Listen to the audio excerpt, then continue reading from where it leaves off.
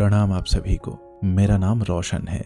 दोस्तों, आज मैं आपके लिए लेकर आया हूँ मशहूर कथाकार श्री कृष्ण बलदेव वैद्य जी की एक कहानी संग्रह रात की सैर से एक बहुत ही लोकप्रिय कहानी जिसका शीर्षक है चोर दरवाजा। तो आइए शुरू करते हैं कहानी का पाठ। एक अजनबी सी इमारत के सामने आ रुका हूँ, खाली हाथ, अनिश्चित, जैसे कोई उजड़ा हुआ अजनबी जो एक उम्र इधर उधर उजाड़ कर वापस वहीं कहीं लौट आया हो जहां कभी उसका गांव हुआ करता था। शायद धूप और धूल में लिपटा हुआ, अपने ही आलम में गुम, अनिश्चित, जैसे मैं। मेरी सूखी बाहें फैली हुई हैं इमारत के फैलाव की नकल में, शायद जैसे कोई बुझा हुआ बच्चा अपना जी बहलाने के लिए किसी पागल बुढ़िया को चिढ़ा रहा हो ताकि वह उसे गालियां दे, ताकि वह उनके जवाब में उस पर थूक और पत्थर फेंक सके। बाहें समेट लेता हूं जैसे कोई बूढ़ा बाज अपने पंख, क्योंकि उड़ना उसके लिए असंभव हो गया हो, करीब करीब या अनुचित या अनावश्यक, कमोबेश। अब आंखें झुकाए खड़ा हूं किसी बेबस मुजरिम की तरह जो एक उम्र मफरूर रहने के बाद वहीं कहीं लौट आया हो जहां कभी उसका घर हुआ करता था, बदबू और अंधेरे में डूबा हुआ, जैसे कोई उजड़ा हुआ मकबरा। और अब जहां कोई न हो, कुछ न हो सिवाय कुछ टूटे फूटे झोंपड़ों के, जिनके दरवाजे बीमार या बेहोश बूढ़े के जबड़ों की तरह झूल रहे हों, जिनकी जड़ती हुई दीवारों पर उपलों के मैले पीले निशान दिखाई दे रहे हों।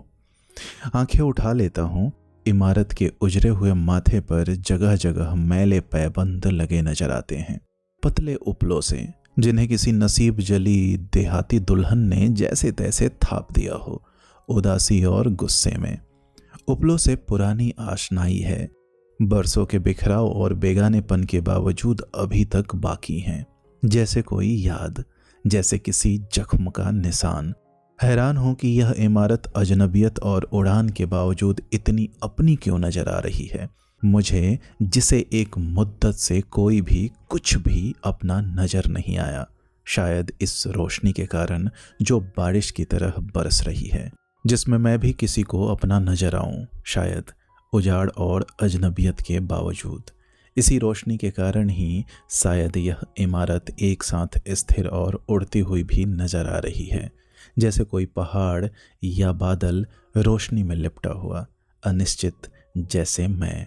हैरान हूं कि यह इमारत इस रोशन लेकिन रूठे हुए वीराने में खड़ी और उड़ती हुई क्या कर रही है, बाहें फैलाए, अपने बेशुमार बंद दरवाजों समेत, किसी इमारत के अक्स या रेखा चित्र सी।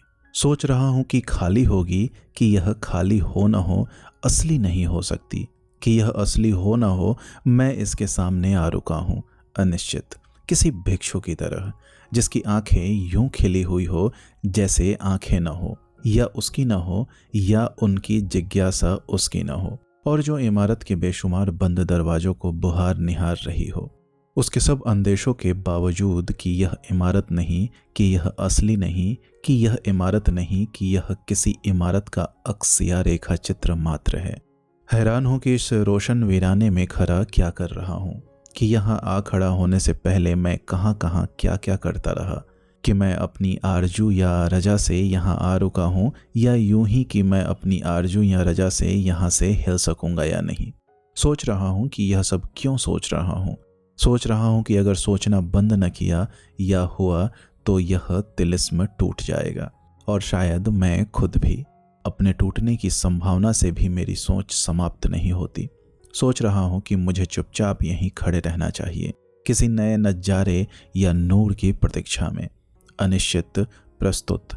सोच रहा हूं कि अगर यह इमारत असली है तो ये दरवाजे भी असली ही होंगे, कि इनमें से एक न एक तो जरूर खुला होगा, या खुल जाएगा, या खोला जा सकेगा, लेकिन सिर्फ एक ही क्यों।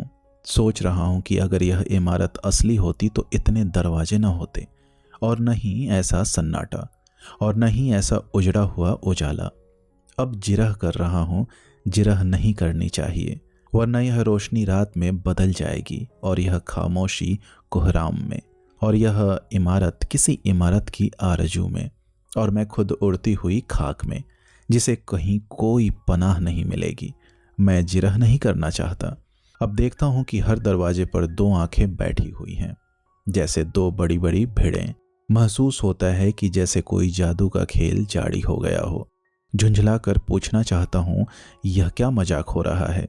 पूछता नहीं, डरता हूं कोई आवाज नहीं निकलेगी। आंखें झपक कर फिर देखता हूं। अब सामने सियाह दरवाजों की एक अंतहीन कतार खड़ी दिखाई दे रही है, जैसे सारी इमारत उस दीवार में बदल गई हो, जैसे एक खेल खत्म हुआ हो और दूसरा शुरू। मैं इस खेल में शामिल नहीं होना चाहता। उड़कर एक दरवाजे के पास पहुंच जाता हूं। दरवाजा करीब से और काला नजर आता है, कहीं कोई कुफल या सुराख नहीं। धकेलने पर महसूस होता है जैसे दरवाजा न हो, दीवार हो। थपथपाने पर कोई आवाज पैदा नहीं होती।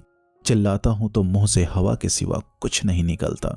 माथा दरवाजे से सटाकर आंखें बंद कर लेता हूं, किसी सुबकते हुए बच्चे की तरह, जिसकी मां अंदर पड़ी मर रही हो या एक और बच्चा जन रही हो। सारी सियाह जिंदगी एक नुक्ते में सिमटकर टिमटिमाने लगती है, किसी एक अनादि दर्द की तरह, जिसके छिड़ते ही जिस्म और चेतना एक साथ छटपटा उठे। न जाने कितनी देर तक उस टिमटिमाते हुए नुक्ते के साथ साथ नाचता रहता हूं। फिर महसूस होता है जैसे नींद आ रही हो, या शायद मौत।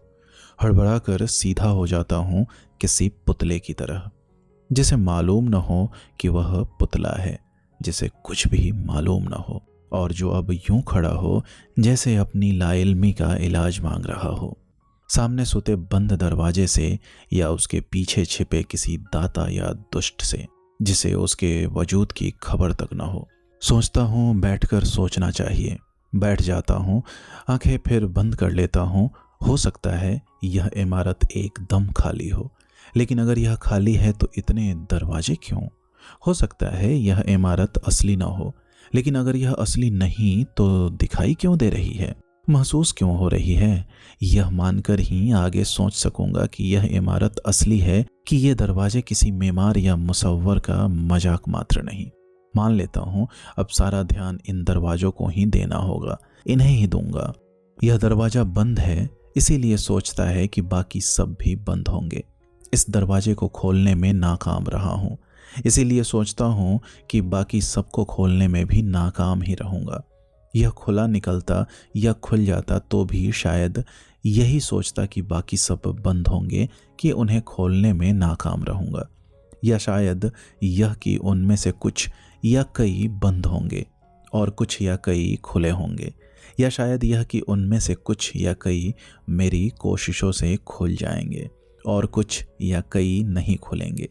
जब तक सारे दरवाजों को खोलने की सारी संभव कोशिशें नहीं कर लूंगा, तब तक सोच समाप्त नहीं होगी।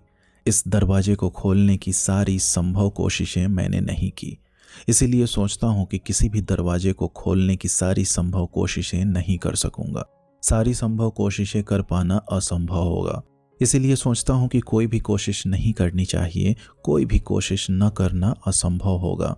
इसीलिए सोचता हूं कि उठकर बारी बारी सब दरवाजों को एक एक बार धकेल खटखटा कर, सबके सामने एक बार चीख चिल्ला कर, सब पर कुछ कुछ देर के लिए ध्यान जमा कर देख लेना चाहिए। फिर सोचता हूं कि ऐसी अनमनी कोशिशों से शायद ही कोई दरवाजा खुले, शायद ही कुछ हासिल हो। कुछ हासिल करने की हवस नहीं होनी चाहिए, लेकिन है। गनीमत यही है कि यह हवस इतनी तेज नहीं कि उठकर बेतहाशा इन दरवाजों को धकेलना या पीटना शुरू कर दूं। शायद इसीलिए सोचता हूं कि अगर इसी तरह आंखें बंद किए बैठा रहूं तो यह सोच समाधि में बदल जाएगी कभी न कभी, और फिर किसी भी दरवाजे को खुला पाने या खोल पाने की अभिलाषा भी नहीं रहेगी। फिर याद आता है कि पहले कई बार कई जगह कितनी कितनी देर के लिए इसी तरह आंखें बंद करके बैठ चुका हूं। हर बार आंखें खुलते ही सारी अभिलाषाएं फिर उछलना शुरू कर देती रही हैं। इसीलिए सोचता हूं कि यह बैठक भी बेकार ही रहेगी, कि यह सोच भी समाधि में नहीं बदल सकेगी। फिर सोचता हूं कि इससे पहले ऐसी अनवरत रोशनी में एक साथ स्थिर और उड़ती हुई किसी ऐसी अजीब और अजनबी इमारत का दीदार कभी नहीं हुआ। इसीलिए सोचता हूँ कि अगर इन दरवाज़ों में से एक भी खुला निकल आया या खुल गया तो शायद मुझे मुस्तकिल पनाह मिल जाए। आंखें खोलने और उठने से पहले प्रण ले लूँगा कि अगर इन दरवाज़ों में से एक भी खुला निकला या खुल गया तो दूसरों का ख्याल छोड़कर इस इमारत में दाखिल हो जाऊँगा और आखिर तब इसी के अंदर बैठा या मंडराता रहूँगा। फिर सोचता हूँ कि इस इरादे पर अमल करना असंभव होगा, खास तौर पर अगर यह दरवाज़ा किसी ऐसी राख या बदबू या किसी ऐसे राज या अंधेरे या आतंक या दाता या दुष्ट या प्रकाश पर खुला जिसकी पनाह मुझे नामंजूर हुई। कोई भी पनाह मुझे मुस्तकिल तौर पर मंजूर नहीं होगी। जब तक सब दरवाज़ों को आजमा कर नहीं देखूंगा तसल्ली नहीं होगी। तसल्ली किसी हालत में नहीं होगी। अगर सब दरवाजे खुले निकलेंगे या खुल जाएंगे तो भी नहीं होगी। अगर सब एक ही दृश्य या द्रव्य पर खुलेंगे तो भी नहीं होगी। अगर सबके पीछे छिपे जलवे जुदा जुदा होंगे तो भी नहीं होगी। तसल्ली नामुमकिन है। तसल्ली की तमन्ना नहीं होनी चाहिए। अगर सभी दरवाजे खुले निकले या खुल गए, अगर हर एक दरवाजे के पीछे मुझे कोई नादिर नूर या नेमत छिपी पड़ी दिखाई दी तो शायद यह शक उठ खड़ा हो कि वह नूर या नेमत भी मेरी जुस्तजू का आखिरी जवाब नहीं। और अगर एक दरवाज़ा भी खुला ना निकला या खुल ना सका तो सोचूंगा कि जल्दी में कई छूट गए होंगे या कम अज कम एक। फिर उस एक की तलाश में दोबारा सबके सर फोड़ना शुरू कर दूंगा। यकीन फिर भी नहीं आएगा। हर कोशिश में हजार दोष दिखाई देंगे। हर दोष को दूर करने के हर ख्याल में हजार खामियां।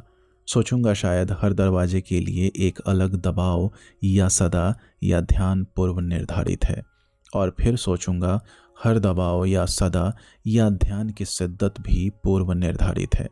और फिर सोचूंगा कि हर दबाव या सदा या ध्यान की शिद्दत हर क्षण किसी पूर्व निर्धारित योजना के मुताबिक बदलती रहती है। सोचूंगा कि अगर यही सच है तो शायद ही किसी भी दरवाजे को खोल सकूं। फिर सोचूंगा कि इस सोच में भी हजार दोष है। चिल्लाना चाहूँगा हर दबाव और सदा और ध्यान की शिद्दत या पूर्व निर्धारण करने वाला, उसे किसी पूर्व निर्धारित योजना के मुताबिक बदलने वाला कौन है। फिर सोचूंगा चिल्लाना शायद मना हो। चिल्लाना चाहूँगा मना करने वाला कौन है। फिर सोचूंगा शायद यह पूछना मना हो। फिर सोचूंगा सोचना मना क्यों नहीं। चिल्लाकर पूछना चाहूँगा, चिल्लाऊंगा लेकिन कोई आवाज़ नहीं निकलेगी। सोचूंगा शायद मुझे सुनाई न दी हो। फिर सोचूंगा अगर कोई जवाब कहीं से आया तो वह भी शायद ही मुझे सुनाई दे। फिर सोचूंगा और फिर न जाने कब और कैसे अचानक मेरी सोच समाप्त हो जाती है। आंखें कुछ और बंद हो जाती हैं। अब हर दरवाजे के दोनों तरफ एक इंसान खड़ा नजर आता है, भय और अभिलाषा में बंटा हुआ, मुंतजिर और मायूस। आंखें कुछ और बंद हो जाती है। अब हर बंद दरवाजे के दोनों तरफ भय और अभिलाषा में बंटे हुए, मुंतजिर और मायूस इंसानों की एक अंतहीन कतार खड़ी नजर आती है। आंखें कुछ और बंद हो जाती हैं। अब दिखाई देता है कि हर कतार में खड़े हर इंसान की आंखें खुली है, लेकिन उसे अपने आगे खड़ा इंसान नजर नहीं आता। न ही अपनी कतार, न ही कोई और कतार, न ही सामने सोते बंद दरवाजे के उधर खड़ी कोई और कतार या कोई और इंसान। आंखें और बंद हो जाती है। अब हर इंसान में मुझे अपना ही अक्स नजर आता है, भय और अभिलाषा में बंटा हुआ, मुंतजिर और मायूस। दोस्तों, उम्मीद करता हूँ यह कहानी आपको पसंद आई होगी। ऐसे ही ढेरों कहानियाँ सुनने के लिए आप हमसे जुड़े रहें। बहुत बहुत धन्यवाद।